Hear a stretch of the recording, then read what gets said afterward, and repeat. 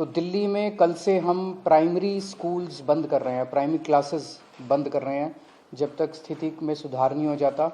और odd even के ऊपर विचार चल रहा है कि ऑड इवन करने की ज़रूरत है, अगर ज़रूरत होगी तो ऑड इवन को लागू किया जाएगा। आज सुबह मैं देख रहा था, आदेश गुप्ता जी कह रहे थे कि वो एक दादा के नाते बोल रहे हैं और उनका जो पोता है उसे दिक्कत हो रही है। मैं उन्हें भरोसा दिलाना चाहता हूं आदेश गुप्ता जी कि आपका पोता मेरा भी पोता है, और भरोसा रखिए कि हम पूरी कोशिश करेंगे, मिल के कोशिश करेंगे कि किसी भी बच्चे को किसी भी तरह की तकलीफ़ नहीं होनी चाहिए, उसके स्वास्थ्य से संबंधित, उसकी ज़िंदगी से संबंधित। अगर कोई क्वेश्चंस हैं एक दो तो।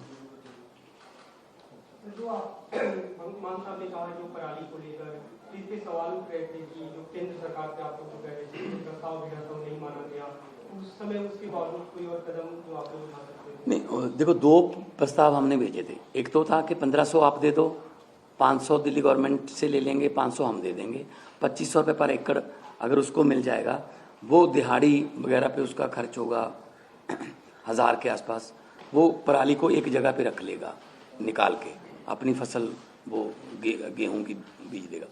लेकिन वो प्रस्ताव माना नहीं है।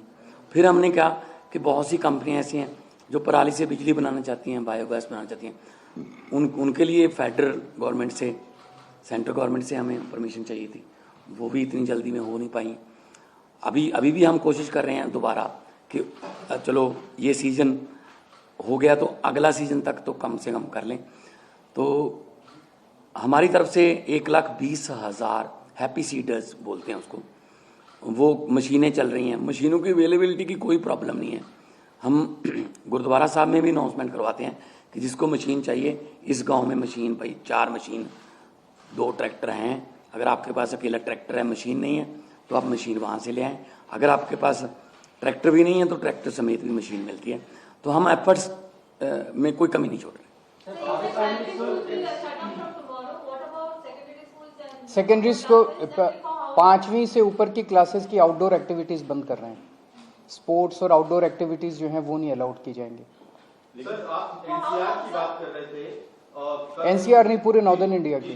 हरियाणा में खास करके पूरा सोनीपत से लेके पानीपत, करनाल तक दिल्ली जैसे हालात हैं, स्मॉग है, लेकिन वहां पे वो मेजर्स लेते हुए नहीं दिख रही है सरकार, चाहे वो स्मॉग गन्स हो या फिर कंस्ट्रक्शन के लिए तमाम जो एहतियात दिल्ली में बरते जा रहे हैं।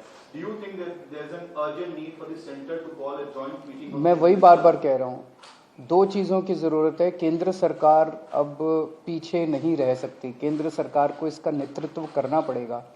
केंद्र सरकार को बिहार तक प्रॉब्लम है, राजस्थान तक प्रॉब्लम है। राजस्थान के भिवाड़ी जिले में आज सीवियर कैटेगरी का पॉल्यूशन है।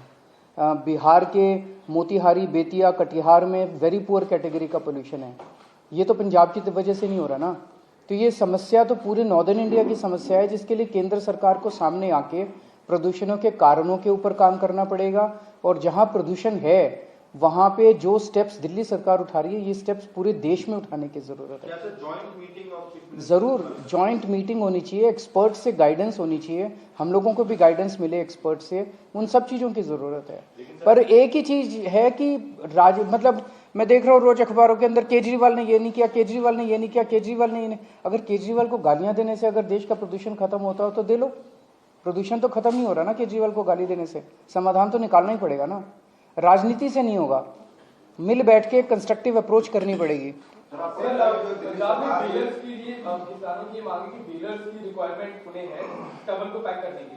और हरियाणा में भी कुछ डेमोन्स्ट्रेट किया गया था कि बेलर्स की वजह से कहीं ना कहीं पराली जलाने की जो एक्टिविटीज में कमी आई है। तो कितने एक्टिव है अभी कोई संख्या बेलर्स की? वो सारे कदम उठाएंगे। जैसा मैंने कहा कि हमें 6 महीने मिले, 6 महीने बहुत कम होते हैं, मतलब कुछ भी नहीं होते, इतनी बड़ी समस्या है। उसमें भी मतलब पहले कुछ महीने तो लॉ एंड ऑर्डर, उसको सब चीज़ों को कंट्रोल करने में लगे। तो 1 साल और दीजिए, हमें 1 साल मांग रहे हैं।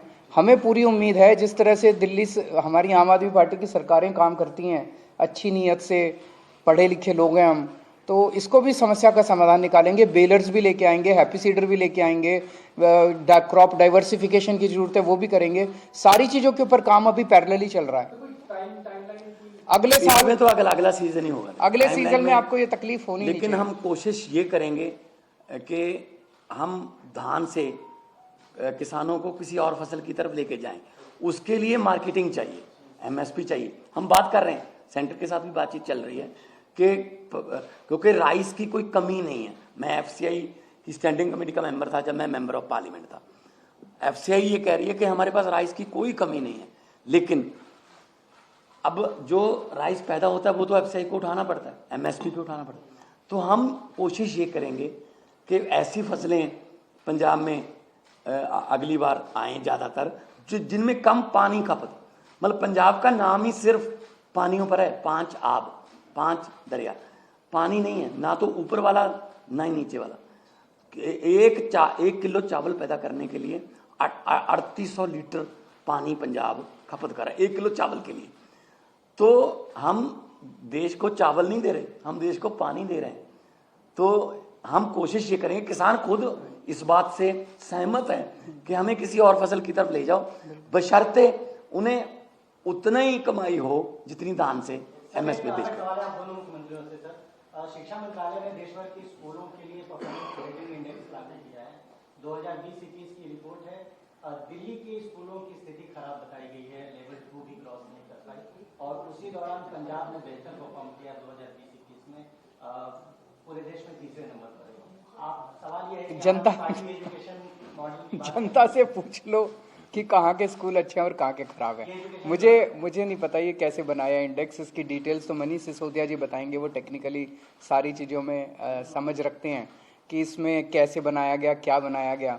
लेकिन आप दिल्ली के लोगों से पूछ लो कि स्कूलों से खुश हो गया, और बाकी देश के लोगों से पूछ लो कि स्कूलों से खुश हो गया, आपको आपका जवाब। और आप भी जानते हो, आप स्माइल कर रहे हो कि कौन सा स्कूल अच्छा है। Thank you.